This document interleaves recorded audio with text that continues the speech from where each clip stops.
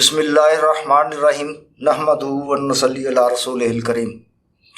ناظرین کرام، آپ دیکھ رہے ہیں پس منظر، میں ہوں آپ کا میزبان ساجد ورک۔ ناظرین کرام، گزشتہ کئی سالوں سے پاکستان کے اندر معاشی بحران کے باعث مہنگائی میں مسلسل اضافہ دیکھا جا رہا ہے۔ لوگوں کی زندگی اس کمر توڑ مہنگائی کی وجہ سے اجیرن بن چکی ہے۔ لوگ خودکشیاں کرنے پر مجبور ہیں۔ گزشتہ روز بھی ایک ایسا واقعہ پیش آیا کہ غربت سے تنگ ماں نے اپنے 3 بچوں کو زہر دے دیا، جس سے 2 بچے تو موقع پر ہلاک ہو گئے اور ایک کو ڈاکٹروں نے کافی کوشش کے بعد بہرحال بچا لیا۔ آپ اندازہ کریں کہ وہ بچہ جو بچنے والا ہے اس کی عمر 10 سال ہے، 2 مرنے والے بچے جو ہیں وہ اس سے کم عمر کے تھے۔ تو یہ صورتحال ہو گئی ہے کہ لوگ خودکشیاں کرنے پر مجبور ہیں، اپنے بچوں کو مارنے تک مجبور ہیں، لیکن حکومت ہے کہ اس کو کسی قسم کا کوئی خیال نہیں ہے۔ وہ اپنے جائیدادیں بڑھانے میں، اپنا بینک بیلنس بڑھانے میں جو ہے وہ جٹی ہوئی ہے۔ سوال یہ پیدا ہوتا ہے کہ آخر ایسا کیوں ہوتا ہے؟ ایسا اس لیے ہوتا ہے کہ پاکستان کے جتنے بھی مقتدر ادارے ہیں، جنہوں نے اپنے سسٹم کے تحت چلنا ہے، وہ نہیں چلتے۔ آئین اور قانون کی پاسداری کا فقدان ہے۔ پاکستان میں آئین تو موجود ہے، لیکن اس آئین کی جو 1973 کا آئین ذوالفقار علی بھٹو نے بنایا تھا پاکستان پیپلز پارٹی کے دور میں، اس کے اندر اتنی ترامیم کر دی گئی ہیں کہ اب ان ترامیم کی وجہ سے اس کی جو آئین کی اصل روح ہے وہ تقریباً دم توڑ چکی ہے۔ تو وہ آئین جو ہے وہ اس کی روح جو ہے اس کرچی ہو چکی ہے، اور یہی وجہ ہے کہ کوئی بھی ادارہ اپنی ذمہ داری پوری نہیں کرتا۔ ہر شخص، حالانکہ ایسا نہیں ہے، اشیاء ضروریہ میں اس قدر قیمتوں میں اضافہ ہو رہا ہے کہ ایک زمانہ تھا جب ہفتے بعد، مہینے بعد یا 15 دن بعد کسی چیز میں اضافہ دیکھا جاتا تھا، یا مہینوں بعد اضافہ دیکھا جاتا تھا۔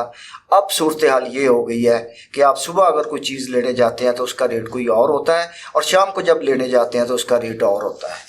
اور اس کی وجہ سے لوگوں کے درمیان جھگڑوں کی تعداد بڑھ گئی ہے۔ خریدار اور دکاندار کے درمیان جھگڑے معمول بن چکے ہیں۔ لوگ اس قدر دل برداشتہ ہو چکے ہیں، ان کی جیب اجازت نہیں دیتی۔ گھر سے کوئی چیز لینے جاتے ہیں، آگے جا کے پتہ چلتا ہے کہ دکاندار جو ہے، جو ان کی جیب میں موجود پیسے ہیں اس سے کہیں زیادہ مانگ رہا ہے۔ تو وہاں پہ نہ صرف ان کا دل ٹوٹتا ہے، ان کا دل کرچی ہوتا ہے، وہ پریشان ہوتے ہیں، مضطرب ہوتے ہیں، ساتھ ہی ساتھ ان کو اس شرمندگی کا احساس بھی ہوتا ہے کہ کیا ہم اس معاشرے میں کیا اتنے ہی مجبور ہو چکے ہیں کہ ہم یہ چیز اپنے بچوں کی پیٹ بھرنے کے لیے خرید کرنے سے قاصر ہے۔ تو اس وجہ سے دکاندار جو ہے ان کا اپنی جگہ پہ شکوہ ہوتا ہے۔ وہ کہتے ہیں کہ جی ہمیں ہول سیل مارکیٹ سے ایسے ریٹ پہ جو ہے اشیاء ضروریہ مل رہی ہیں، لہٰذا جو ہے ہمیں بھی اسی طرح مہنگے داموں میں فروخت کرنا پڑتا ہے۔ ایک بات جو سب سے بڑی اہم ہے پاکستان کے اندر، ان چیزوں کے پیچھے جو ریٹ کی، جو قیمتوں کے اضافے کی وجہ ہے، وہ ہماری ہے ملٹی نیشنلز کمپنیاں۔ ملٹی نیشنلز کمپنیوں کا پاکستان کے اندر اس قدر جو ہے وہ تسلط ہے، اور وہ اس قدر مضبوط ہے کہ ان کی مشاورت کے بغیر حکومت جو ہے یا حکومتی ادارے جو یہ قیمتیں طے کرتے ہیں، وہ اتنی بے بس ہیں کہ وہ ملٹی نیشنل کمپنیوں کے آگے کسی قسم کی مزاحمت نہیں کر سکتے، اور ان کو ان کی ماننی پڑتی ہے۔ جتنی بھی ملٹی نیشنلز کمپنیاں ہیں، خواہ وہ میڈیسن کی کمپنیاں ہیں، ضروریات زندگی کی اشیاء کی ہے، اور کاسمیٹکس کی ہے، یا دیگر گھریلو اشیاء ضروریہ ہے، مثال کے طور پہ جو آج کل استعمال ہوتی ہیں جدید دور میں، پہلے ख़वातीन खाना जो थी वो घर में मसाला जात तैयार कर लेती थी, अब आपको पैक मसाला जात इस्तेमाल करना पड़ता है। तो ये सारी चीज़ें ऐसी हैं जो मतलब एक मल्टी नेशनल्स कंपनियों के ज़रिए आपको मिलती हैं। अब मल्टी नेशनल्स कंपनियाँ जो हैं वो अपने नीचे से लेकर ऊपर तक एक कसीर जो है रिश्वत दे के तो वो अपनी मर्ज़ी के रेट मुकर्रर करते हैं। पाकिस्तान के अंदर ऐसा भी नहीं है कि पाकिस्तान के अंदर प्राइस कंट्रोल कमेटियाँ ना हो, प्राइस कंट्रोल का अदारा ना हो या वजारत ना हो, सब कुछ है, लेकिन उनकी अदम तवज्जी, उनका जो लापरवाही है वो इस हद तक बढ़ चुकी है कि उन्हें सिवाय अपने आप के कोई मुआशरे के उन तबकात पर नज़र नहीं है जो इस कदर मजबूर हैं कि वो अशिया ज़रूरिया से भी महरूम हो चुके हैं। जीडीपी ग्रोथ किसी भी चीज़ के लिए जो है वो पाकिस्तान हो या कोई भी मुल्क दुनिया का हो, वो जीडीपी पे ग्रो करता है। जीडीपी कहते हैं ग्रॉस डोमेस्टिक प्रोडक्ट को। ग्रॉस डोमेस्टिक प्रोडक्ट वो होती है जिससे जो आपकी अपनी होती है चीज़, या जैसे पाकिस्तान की सबसे बड़ी जो जीडीपी का ज़राए है वो हमारा है ज़राअत। ज़राअत जो है वो हम रीढ़ की हड्डी है। पाकिस्तान एक ज़राई मुल्क है, लेकिन हम उसको सही तरह से इस्तेमाल नहीं कर सकते। उसको सही तरह इस्तेमाल इसलिए नहीं किया जा रहा कि लोगों को, किसानों को ऐसी कोई अवेयरनेस नहीं दी जा रही, उनको मोटिवेट नहीं किया जा रहा, जदीद टेक्नोलॉजी से आरास्ता नहीं किया जा रहा, जिसकी वजह से हमारी क्रॉप्स जो है वो दिन ब दिन कम होती जा रही है। यही वजह है कि फिर हमें वो अजराइस बाहर से, बैरून मुल्क से इंपोर्ट करनी पड़ती है, जो डॉलर्स की शक्ल में हमें पेमेंट करनी पड़ती है। और डॉलर की सूरत हाल ये है कि कल 302 रुपये डॉलर की कीमत थी पाकिस्तान की करेंसी के मुकाबले में। अब ये अंदाज़ा करें कि इस करेंसी का हाल ये है कि पाकिस्तान, ये जो सब कॉन्टिनेंट है, इसमें सबसे ज़्यादा जो है वो पाकिस्तानी करेंसी डी वैल्यू है। भारत में डॉलर की कीमत जो है इस वक्त 83 रुपये है, जबकि अफ़गानिस्तान में 87 रुपये है, बांग्लादेश में 107 रुपये है, और पाकिस्तान ऐसा बदनसीब मुल्क है जिसमें जो है वो 302 रुपये है। और पाकिस्तान को हर बंदा, हर सियासी जमात बदलने की कोशिश करती है कि जी हम जब इसको बदलेंगे, हम ये करेंगे, वो करेंगे, आज बदलेगा, कल बदलेगा। कई सदियों से, दहाइयों से हम ये सुन रहे हैं कि जी आज बदला पाकिस्तान, कल बदला पाकिस्तान, ये होगा, वो होगा, ये बस अब तरक्की का दौर शुरू होने वाला है, अब ये पाकिस्तान जो है वो एशियन टाइगर बनेगा और पाकिस्तान में यूँ होगा, वो होगा, लेकिन ऐसा कभी नहीं हुआ। उसकी कुछ चंद वजूहात जो है वो आवाम से भी मुंसलिक हैं कि आवाम भी 70 की दहाई से कबल वाली आवाम नहीं रही। आवाम जो है वो तब्दील हो चुकी है, आवाम की सोच तब्दील हो चुकी है, आवाम के नज़रियात जो हैं वो ख़त्म हो चुके हैं। अब वो शख्सियत परस्त हो चुके हैं। अब वो अपने जो उन्होंने अपने इर्द गिर्द एक दायरा खींचा हुआ है उसके अंदर कैद हो चुके हैं। मसलन गरीब आदमी में हिम्मत नहीं है कि वो मतलब कोई प्रोटेस्ट कर सके, किसी चीज़ के ख़िलाफ़ एहतजाज कर सके, क्योंकि उसको पता है कि मैं फेस नहीं कर सकता। गरीब आदमी है, उसको पता है मैं अगर 2 दिन जेल चला गया तो मेरे बच्चे भूखे मर जाएंगे, क्योंकि मैं तो रोज़ कमा के अपने बच्चों को खिला रहा हूँ। बाज़ औक़ात उसको अपना मजदूरी भी नहीं मिलती। इस कई दिन उन्हें मतलब अपना बाहर मजदूरी ढूंढते ढूंढते शाम को खाली हाथ वापस जाना पड़ता घरों में। और इसी तरह एक मिडिल क्लास है, और मिडिल क्लास को ऐसी मिडिल क्लास है हमारी कि जिसको फुर्सत ही नहीं है, वो अपने मशागल में गुम है। तो एक क्लास बचती है अमीरों की, और अमीर क्लास ऐसी है कि उसको किसी चीज़ की ज़रूरत नहीं। तो लिहाजा पाकिस्तान में किसी किस्म की तब्दीली ना होने की बुनियादी वजूहात ये भी हैं। अब मुझे बड़ी हैरत होती है कि साबका हुकूमतों ने तो जो किया सो किया। जाते वक्त भी पीडीएम की हुकूमत ने मतलब 20 रुपये पेट्रोलियम मसनूआत में इजाफा किया, उससे तो महंगाई बढ़ी। اب نگران حکومت آئی تو نگران حکومت نے بھی پیٹرولیم مصنوعات کے اضافے میں ایک بم کی صورت میں مطلب ایک جو ہے قوم کو تحفہ دیا ہے. یہ تحفہ تو خیر اچھے الفاظ میں سمجھا جاتا ہے، لیکن بم گرایا گیا ہے جس سے اشیاء ضروریہ میں اس قدر اضافہ ہو گیا ہے کہ آپ کی پہنچ سے دور ہو گیا ہے. تو ٹرانسپورٹ میں اضافہ ہو گیا کیونکہ اس کا امپیکٹ جو پیٹرولیم مصنوعات کا امپیکٹ ہے وہ ضروریات زندگی کی تمام اشیاء پہ پڑتا ہے. کھانے پینے کی اشیاء پہ پڑتا ہے، جو آپ کی ٹریولنگ جو سیکٹر ہے اس میں پڑتا ہے. مثال کے طور پہ ٹرانسپورٹ ہے، لوکل ٹرانسپورٹ ہے، انٹرسٹی ٹرانسپورٹ ہے. تو یہ ساری کی ساری جو ہے یہ اسی وجہ سے سارا کچھ ہوتا ہے کہ پیٹرولیم مصنوعات میں جب آپ اضافہ کرتے ہیں تو اس کا امپیکٹ جو ہے وہ ان چیزوں پہ پڑتا ہے. اب صورتحال یہ ہو گئی ہے کہ کھانے پینے کی اشیاء کے ساتھ ساتھ ٹرانسپورٹ میں بھی خاصا اضافہ ہو گیا ہے کہ آپ ایک جگہ سے دوسری جگہ اگر مثال کے طور پہ شہر کے اندر بھی جانا چاہیں تو آپ 100-125 روپے سے کم نہیں. رکشے کا تو آپ ایک مڈل کلاس آدمی جو ہے نا وہ رکشے پہ سفر کرنا تو بیچارہ وہ تصور بھی نہیں کر سکتا، اس کے بارے میں سوچ بھی نہیں سکتا کہ وہ رکشے پہ سفر کر لے. اور رہا سوال مطلب عام ٹرانسپورٹ کا، تو وہ ہمارے ہاں آج کل تقریباً 2 دہائیوں سے ایک چنگچی رکشہ آ گیا ہے. چنگچی لفظ ہے چائنا کا، تو چائنا آہستہ آہستہ چنگچی کے نام سے آیا ہے. تو اب انشاءاللہ العزیز لگتا ہے کہ آئندہ وہی ہمارے اوپر رول کرے گا جو حالات جو نظر آ رہے ہیں. کیونکہ اس وقت سیاسی صورتحال بھی جو ہے ہمیں کوئی اتنی خوشگوار دکھائی نہیں دے رہی. سیاسی صورتحال بھی انتہائی گمبھیر نظر آ رہی ہے. کچھ سیاسی جماعتوں کا خیال ہے کہ الیکشن ہوں گے، کچھ کا خیال ہے کہ نہیں ہوں گے. اور خاص طور پہ جو 90 دن کا پروسیس ہوتا ہے انٹرم گورنمنٹ کا، اس کے دوران الیکشن ہونا ضروری ہوتے ہیں. لیکن گزشتہ دن الیکشن کمیشن نے بھی اس چیز کا انکار کر دیا کہ وہ الیکشن نہیں کروا سکتے 90 دنوں میں، کیونکہ سینسس ہوا ہے، اس کے بعد ڈی لیمیٹیشن ہوگی، حلقہ بندیاں ہوں گی، حلقہ بندیوں کے بعد پھر مطلب ہے الیکشن ہوں گے.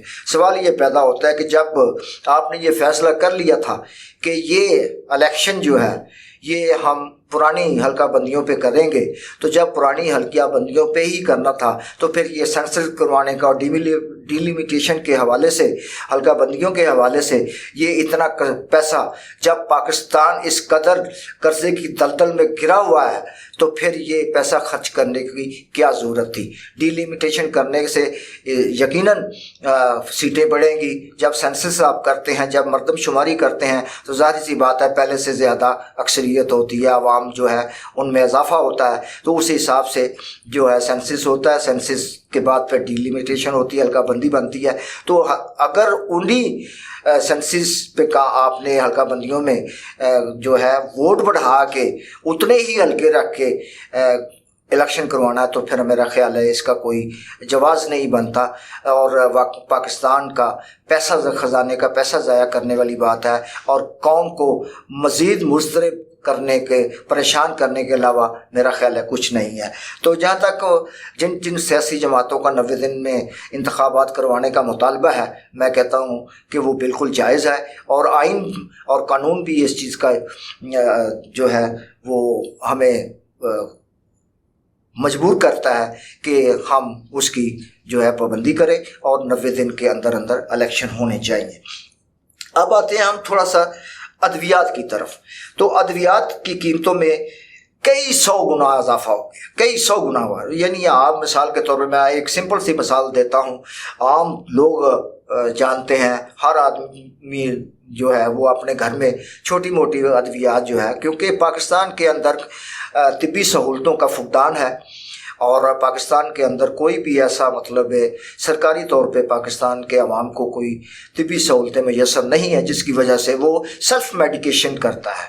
سیلف میڈیکیشن مین کہ اگر سر درد ہوئی ہے تو بجائے ڈاکٹر کے پاس جانے کے، حالانکہ اس کو یہ نہیں پتا کہ اس کی ریزن کیا ہے، سر درد کیوں ہو رہا ہے. سر درد کی کئی وجوہات ہو سکتی ہیں. آپ کا سٹریس ہو سکتا ہے، آپ کا کوئی مطلب ہے آپ انڈر ریسٹ رہے ہوئے ہیں، آپ کی نیند پوری نہیں ہوئی، آپ کی مطلب ہے کوئی ایسا کوئی جو آپ زیادہ پڑھتے رہے ہیں یا آپ زیادہ موبائل دیکھتے رہے ہیں یا آپ زیادہ ٹی وی دیکھتے رہے ہیں تو کوئی بھی وجہ ہو سکتی ہے جس کی وجہ سے آپ کے سر کو درد ہو سکتی ہے، لیکن آپ بغیر ڈاکٹر کو دکھائے مجبور ہیں، اس لیے کہ آپ کے پاس وسائل نہیں ہیں کہ آپ ڈاکٹر کو 300-400 روپیہ یا 500 روپیہ فیس دے کے اس کو بتائیں کہ مجھے سر درد ہے، تو اس لیے آپ پیناڈول استعمال کرتے ہیں یا اسپرین کرتے ہیں یا ڈسپرین کرتے ہیں یا اس کا الٹرنیٹ جو بھی میڈیسن ہے کالبول وغیرہ آپ استعمال کرتے ہیں۔ آپ یقین کریں کہ آپ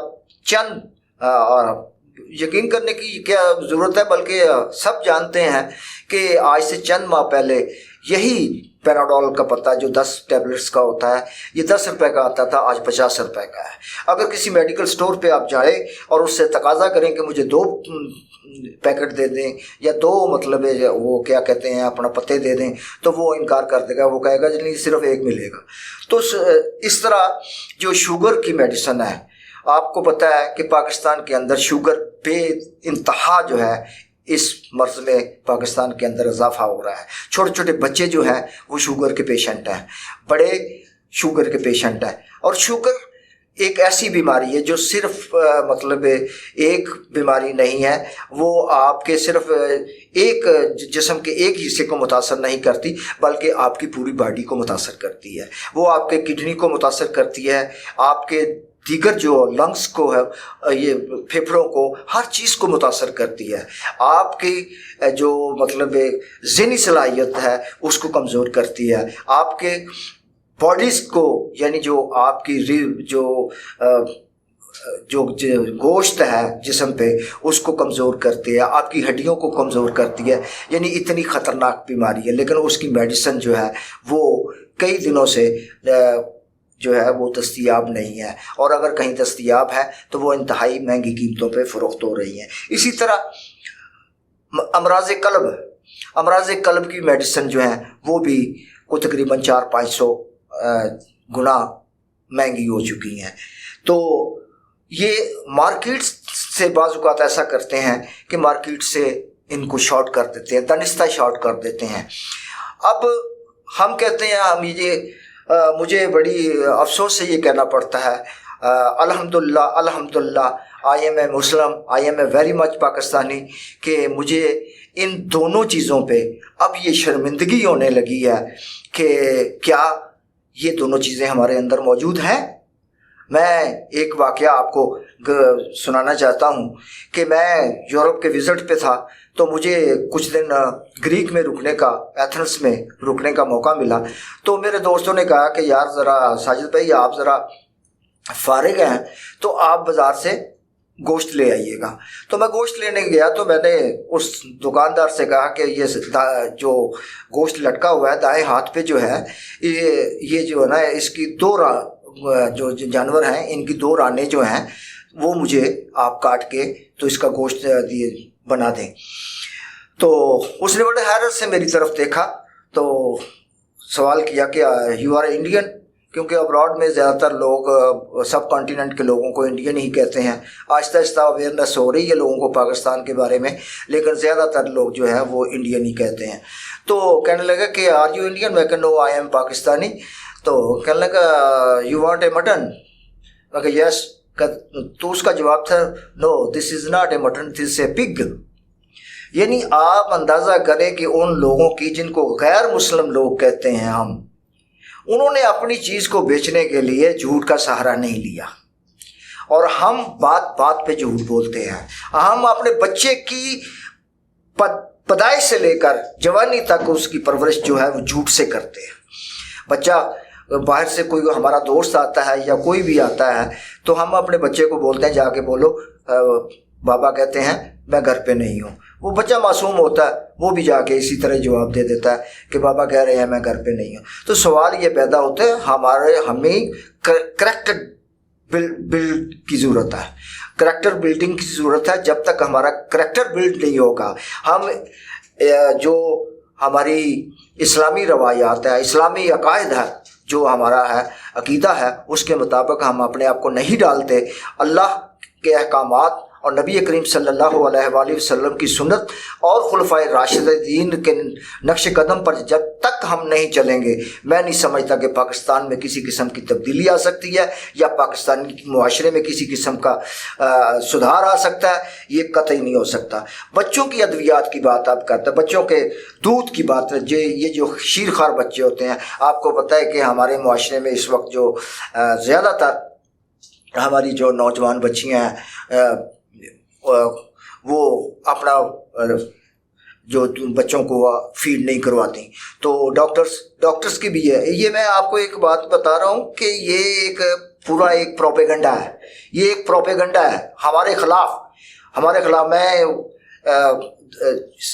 یقین سے کہہ سکتا ہوں، یہ BBC کی اپنی رپورٹ ہے۔ BBC کوئی پاکستان کا ادارہ نہیں ہے، BBC برٹش براڈ کاسٹنگ کا ادارہ ہے، تو یہ پاکستان کا ادارہ نہیں ہے جو کوئی جھوٹ بولے گا یا میں جھوٹ بولوں گا یہاں پہ، یہ BBC کی اپنی تحقیقاتی رپورٹ ہے۔ تو یہ بچوں کے دودھ کی قلت ہر 3 ماہ بعد مطلب دیکھی جاتی ہے۔ ہر ایک ڈبے پہ جو مطلب 500 گرام کا ڈبہ ہوتا ہے، جو اس میں 400-500 روپے کا اضافہ ہوتا ہے، مارکیٹ سے شارٹ کر دیا جاتا ہے۔ تو یہ ساری چیزیں جو ہیں آپ یہ دیکھیں کہ کس قدر مطلب غلط ہیں۔ کیا ہم نے کبھی یہ سوچا ہے کہ ہمیں اپنی اصلاح کرنی چاہیے، ہمیں ان چیزوں سے دور ہونا چاہیے؟ میں ابھی BBC کی رپورٹ ایک آپ کے سامنے پیش کرتا ہوں۔ ان کا کہنا یہ ہے کہ پاکستان کے ڈاکٹر جو ہیں وہ مہنگے ترین ڈاکٹر ہیں، یعنی BBC کی اپنی تحقیقاتی رپورٹ ہے، وہ کہتے ہیں کہ پاکستان کے ڈاکٹر دنیا بھر میں مہنگے ترین ڈاکٹر ہیں اور نکمے ہیں، اور پاکستان کے ڈاکٹروں کے 95% جو نسخے ہوتے ہیں، جو پرسکرپشنز ہوتی ہیں، وہ مریض کی بیماری سے مطابقت نہیں رکھتی۔ یعنی ان کے جو 95% نسخے ہوتے ہیں وہ مریض کی بیماری سے مطابقت نہیں رکھتے، لیکن یہ نسخے صرف اور صرف دوا ساز کمپنیوں کے لیے لکھے جاتے ہیں، کیونکہ وہ دوا ساز کمپنیاں جن کی ادویات وہ لکھتے ہیں ان کی طرف سے ان کو باقاعدہ کمیشن ملتا ہے۔ اسی طرح جو ہمارے جو کیمیکل ٹیسٹ کیے جاتے ہیں، کلینکل ٹیسٹ جس کو کہتے ہیں، جو مطلب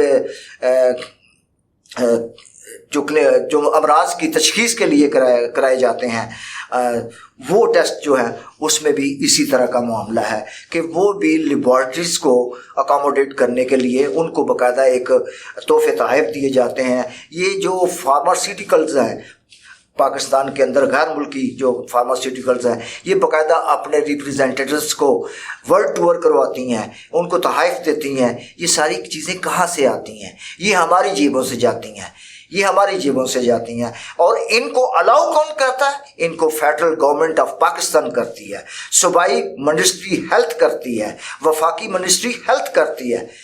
تو خدا را اگر مسلمان ہونے کے ناطے، اگر پاکستانی ہونے کے ناطے نہیں سوچ سکتے تو کم از کم ایک انسان ہونے کے ناطے سوچے کہ اللہ تبارک و تعالیٰ کا ارشاد ہے کہ جس شخص نے ایک انسان کا قتل کیا گویا اس نے پوری انسانیت کا قتل کیا۔ آپ کے ہاتھوں روزانہ ہزاروں لوگ مر رہے ہیں۔ خدا را اس پاک پروردگار کی خاطر اپنے اوپر بھی رحم کریں اور اس قوم پہ بھی رحم کریں۔ اور اسی کے ساتھ میں آپ سے اجازت چاہوں گا، آئندہ پروگرام میں دوبارہ ملیں گے۔ پاکستان زندہ باد۔